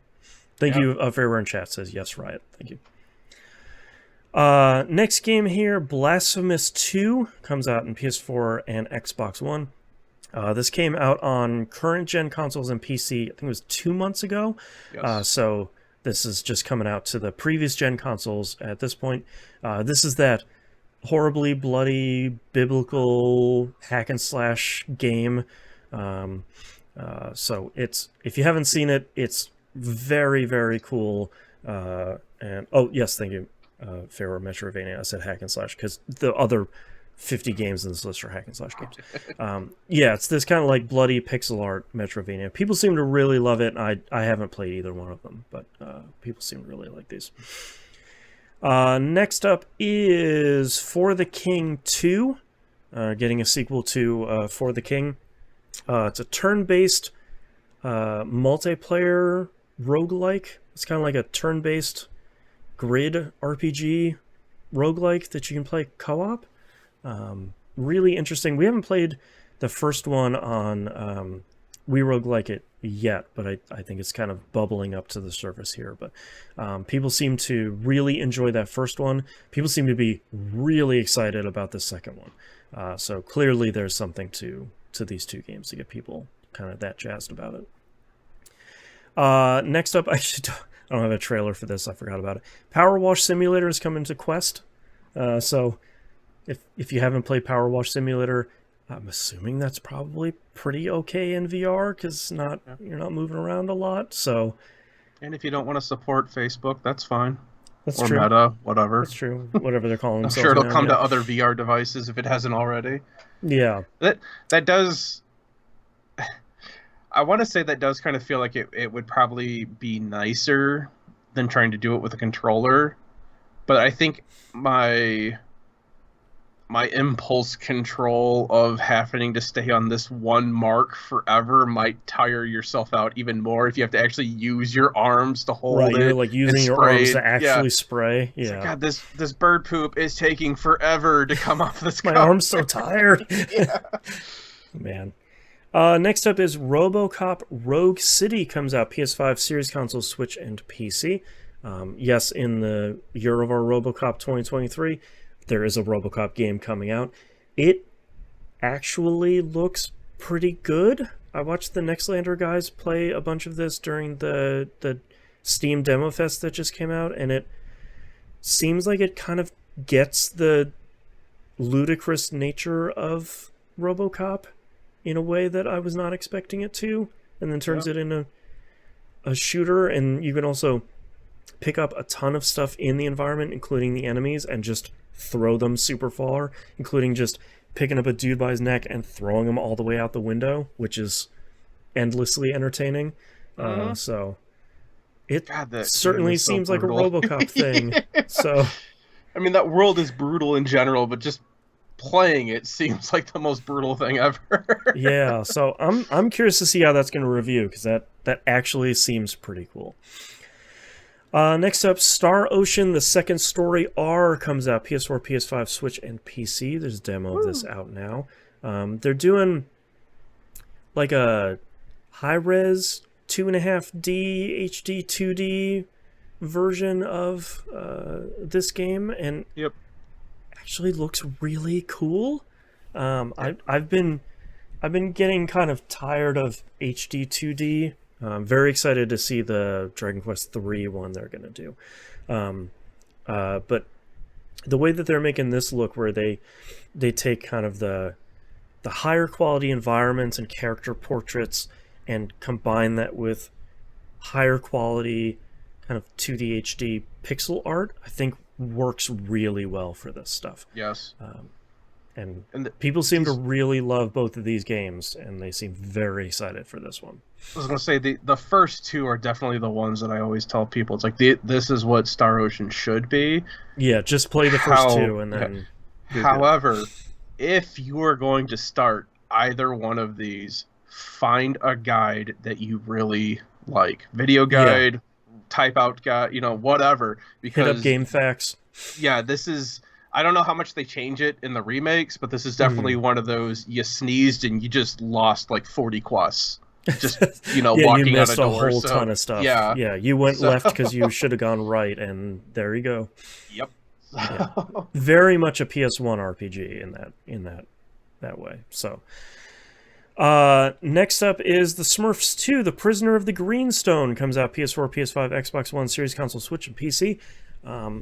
Speaking of another weird game release, it's really interesting because it seems like a PS2 platformer. Yeah.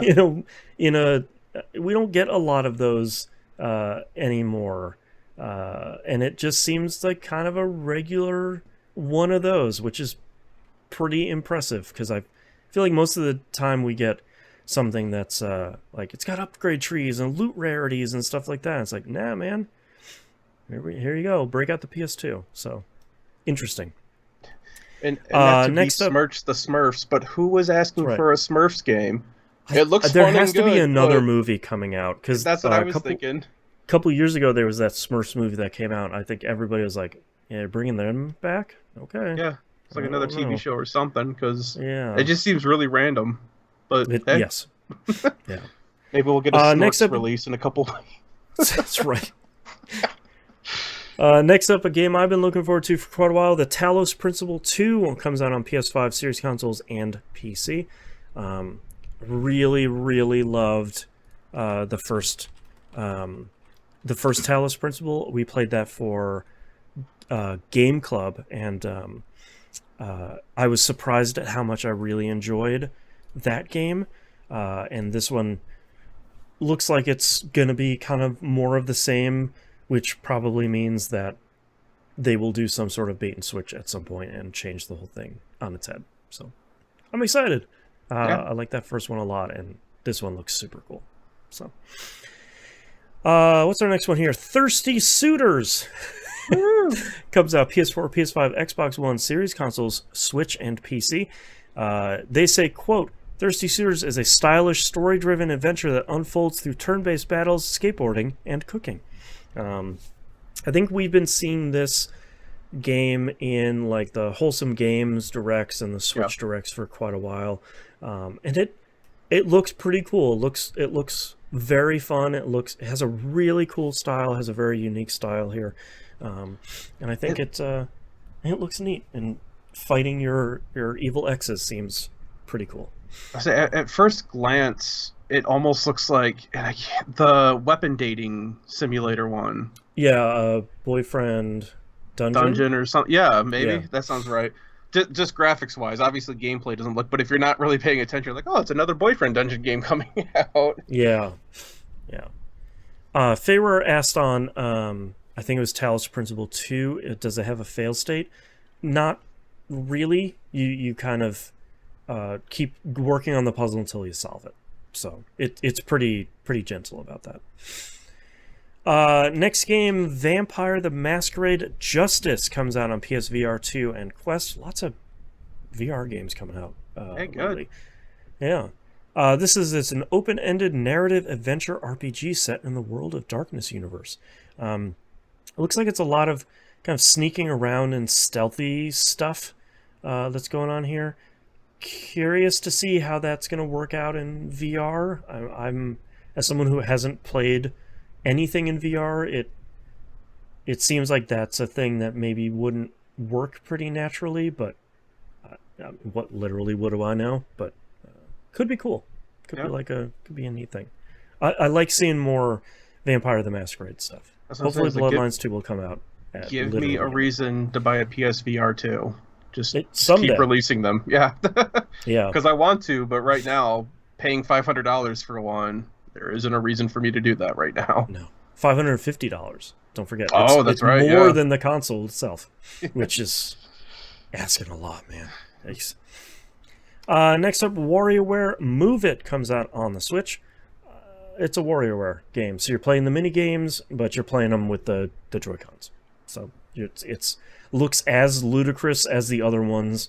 They probably have another 400 games in this one, and it looks as wild as all of the other ones are.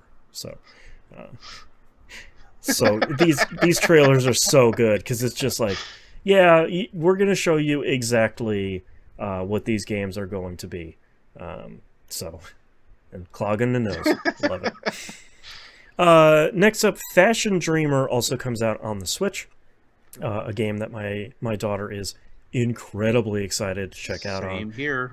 Yeah, we've been paying attention to it since they announced it last year. I think it was because she keeps asking, "When's it coming out?" And I'm like, "It'll be out soon." It looks cool. I don't remember. Style Savvy was the ones that were on 3DS. I think they were called. Very much like a kind of dress up your character and wander around and talk to people that are not online. It's just a bunch of people sort of... it seems like this one has some online stuff, but it seems like it's almost like those asymmetric multiplayer games where it's like, yeah, you're interacting with another person's character, but you're not talking to them. It's just very much like, hi, hello. The representation, yeah. Yeah, it's just like, how does their outfit look? So it looks real cool. It looks really cute. I'm excited to check this out and have my kid play it and see how she likes it. I have heard this described as a character designer game. Yeah, that's a good way of putting it. Yeah. Yeah. So my daughter is super pumped for this. Yeah. Check out a future episode for more. Yeah. My Time at Sandrock is coming out PS4, PS5, Xbox One, Series Console, Switch, and PC. This is the sequel to My Time at Porsche. They're making another one of these where this is kind of a more desert-focused sequel to it.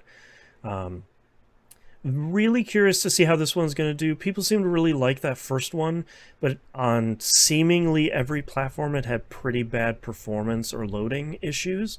So I'm really hoping that this one has a lot of that stuff sorted, because the reaction to the previous one was people saying like, hey, you like Stardew Valley? You like that type of game? Here's another one of them, and it's really good, but all the technical issues seem to really drag it down. So yeah. All right, two more. EA Sports WRC is coming out on PS5, Series Consoles, and PC. I don't really know that much about rally racing, but it's been around for a while. Yeah, people seem to really like these games. It looks incredibly good. So it's also very nice to see more publishers and developers putting out trailers that are at least 60 frames, which is great. Thank you for putting out something that isn't like quote-unquote cinematic at 30 frames, because I want to see these games running pretty nicely. And last but certainly not least, of course, the week that Moon is off, there's a Dune expansion coming out for Microsoft Flight Simulator where you you fly an ornithopter. Which is nice. Number one, ridiculous. Fly thing. Yeah, the dragonfly ships. Ridiculous and incredible, and it looks like they kind of have an Arrakis sort of map to fly around on as well. So, number one, love that they're still supporting Flight Simulator. Number two, this is ridiculous in an incredible way. So I really like how they keep just adding random, like they had the Pelican, and I think the last update they added the Pelican. Yeah, at least a big update. Yeah. Yeah, so. I like how they keep adding just small things like that, where it's like, hey, you could fly a 747, but you can fly an ornithopter. How's that sound? It's like, yeah. Do you think a Star Destroyer could land at JFK? I hope so. Moon in chat says, I saw that trailer, LOL. I'm sure like 40 people sent Moon that trailer. I was like, look. Yeah. All right, let's talk about our only news story this week. Microsoft's Partner Showcase. They had about a 30-minute showcase this week about essentially third-party games that are coming to seem mostly focused on Xbox, but a couple of PC games here as well. It opened with, of all things, Like a Dragon Infinite Wealth, which is the next. The Yakuza games are largely just called Like a Dragon games now that they've switched primary characters. And it largely shows the management game in this one, which is an Animal Crossing management thing. I found this really funny because if you knew nothing about the Yakuza or Like a Dragon series and you saw this, you were like, all right, someone's making like a big budget, like Xbox focused Animal Crossing. This is great. Let's do this. And it's like, you will probably get large whiplash between what the game actually is and the goofy management things. So, this looks pretty cool. It looks like you're kind of renovating and improving this entire island that Kasuga is on. So I really enjoy just how badass crazy they're just like, hey, just ride this dolphin in here, and that's right. Ride the dolphin to this island. Yeah, it's like, why not? What about it? It's just like, yeah all right, cool, sure. So that's coming out. That's just incredibly wild. Next stuff here, we're not going to talk about all the games. We'll just talk about some highlights here. Icaro Will Not Die is a new hack and slash from Future Lab Games, the developer of Power Wash Simulator. They are making this kind of like cyber-based hack and slash action thing. I'm not entirely sure what this is because the trailer is fairly short, but I like to see that they're doing something different where it's like, yeah, we made a Power Wash game that everybody really loves. How about this totally different thing? It's like, yeah, sure. Why not? Next game here, Still Wakes the Deep. They had an extended kind of gameplay trailer here, which this is that kind of abandoned oil rig game we saw. Oh man, I don't even know how long ago. Maybe at the last Summer Games Fest. I don't think it's been super long. But the previous trailer, I remember them being kind of just a vibes trailer, and this one was a gameplay one. This looks way scarier than the other trailer. My goodness. A lot of like, oh, I'm under this thing and I'm going underwater and people are screaming everywhere and everything looks terrible and the worst. It's like, yeah, okay, cool, sure. Good times. Next game here we have, let me skip forward. We already talked about RoboCop up there above. The Dungeons of Hinterberg, which is a pretty cool, like, third-person action hack and slash dungeon crawling thing. There's a really neat style. It has kind of like the texture on stuff is almost like that printed kind of comic book style combined with a pretty heavy cell shading. It looks really neat. I this trailer is interesting because I think it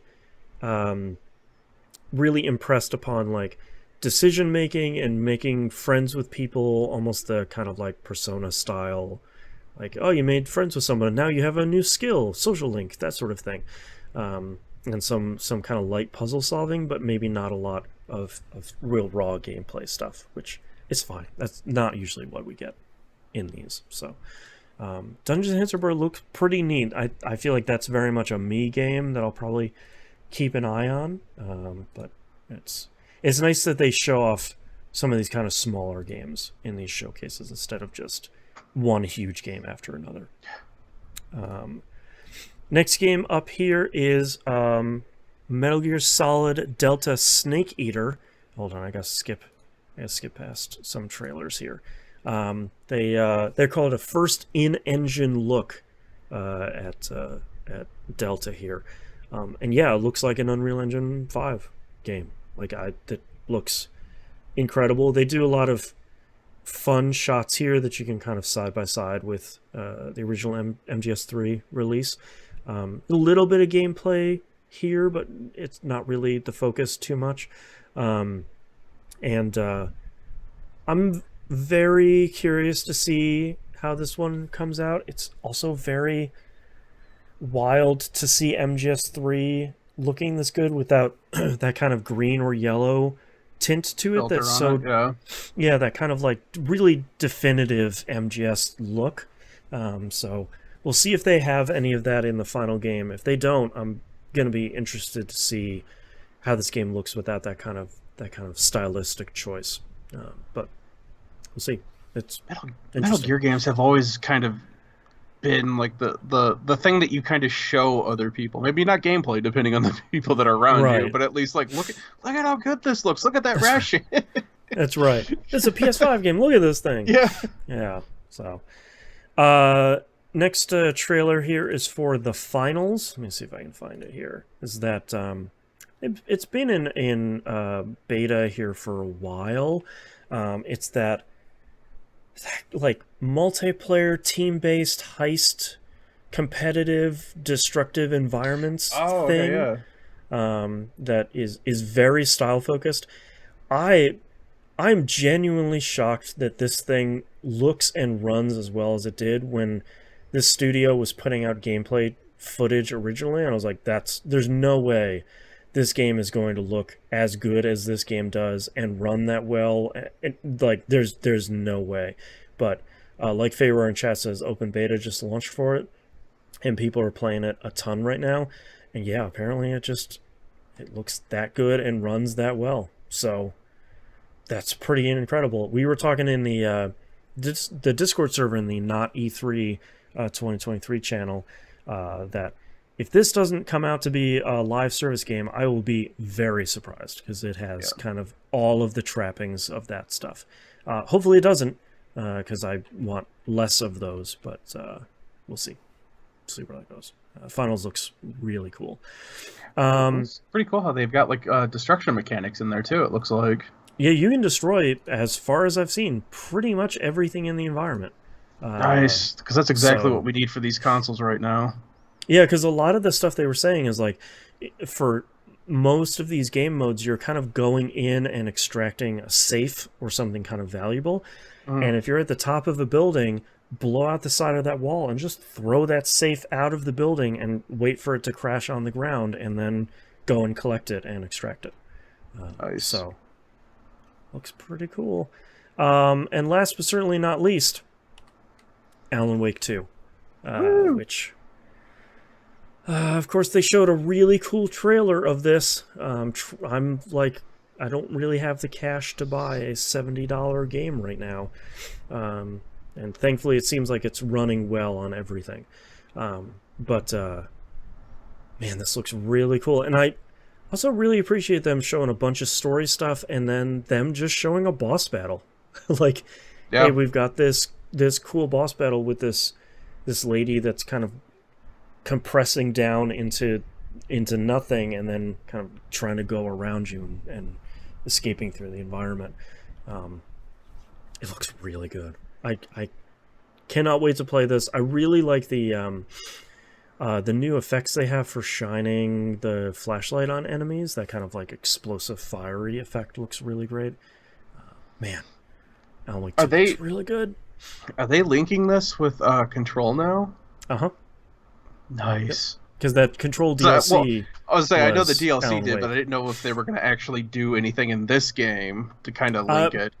People are trying to not spoil it, which I appreciate, but people are saying, like, yeah, they're all definitely in this... If you were curious after the Control DLC, they're definitely in the same universe now. So, Nice. Which is cool. I think that's... Yeah. If anyone's going to do it right, it's probably going to be Remedy. So, man, Alan Wake 2. Gotta play it at some point. 2023 just has too many good games in it.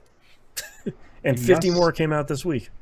Sheesh. Oh, it's only $60. So $10 less even. All right. Well, now I'm in. Yeah. No, it's still not, unfortunately. All right. Thank you very much, everyone, for listening. That's the end of our episode, as my voice completely is giving out here after 2.5 hours. Woof. If you'd like to visit us, you can do so at tvgp.tv. Everywhere to find and follow us is on the right-hand side of the page. Don't forget, like I was just talking about, the Discord server. Hang out with the best community on the internet. We're talking about conferences. We're talking about not much Destiny 2 nowadays. We're talking about pretty much everything. You can come hang out there and chat with us. All of us on the show are there along with the entire community. Don't forget to check out the Patreon, patreon.com/E1M1. The ones are numbers. Get all the cool stuff we talked about at the beginning of the show, and you can support us financially. $5 a month, again, is the recommended tier. That gets you everything. Don't forget to tell your rich friend to subscribe for like way more money than that. However much they have. However much they're earning a month, give that to us. It's probably a lot of money, and we could use it. We will make it worth the investment. That's right. Somehow. And also, like, we could use it more than they can, so, like, just give us the money, please. That'd be great. If you can't support us financially, hey, man, totally understand. Also millennials over here. Support us by rating the show, the maximum amount of likes or stars or whatever, wherever you can. I know not every podcast platform or catcher has a rating feature. If it does, you can rate us. That helps a lot, especially on the iTunes store or Apple Podcasts, I think it's called now. Wherever you get your podcasts in that ecosystem, that helps a ton because that's still kind of the de facto podcast place. Share on whatever social media is you are on right now. That stuff helps out a ton too. And just tell your friends. Be annoying and say like, hey, we're going to listen to this. We got a big long road trip coming up. Let's listen to the most recent episode of TVGP. That's right. All the most recent episodes. Yeah. That's right. Yeah. Get us in your friends' ears. All right. That's our episode, and we'll see you next week. Bye. Bye. That cat really wants your attention. I know. Which is why the tree is behind me, because she would keep trying to get into my lap. She's already tried a couple times earlier. Yeah, I see her like eventually like very slowly reaching out of like, I'm just gonna sneak right in on there. But now she's also aggravated because she just heard the kids put food in her bowl, so she's like, oh! And she needs to get out there before the other one eats it. It's like, you're fine. You'll be fine. It'll be 5 minutes. You're okay. All right, what titles do you have? I have Investment in the Web, Triangle Jump. I'm gonna say something crazy. Hey, it's Pikachu. What's up? The first one's free, and unfortunately, very M-rated. I have Throwing a Rave. This next one I like a lot. The Common Sin of Auto Battlers, and Investment in the Web. I think my vote is the Common Sin one because I think that's. I do like that one as well. It's a little longer than normal, but I think that one is too good to pass up. Yeah, I'm down with that. All right, and I'm ready. Okay. All right, I like it. All right, starting in 3, 2, 1. This is That Video Game Podcast, episode 836 for October 30th, 2023. The Common Sin of Auto Battlers. They are just too addicting. That's for sure. Oh, man. All right, thank you very much, everyone, for listening and watching. We greatly appreciate it. Hope everybody's doing well. Hope everyone has a good week. We'll see you next week. Bye. Bye.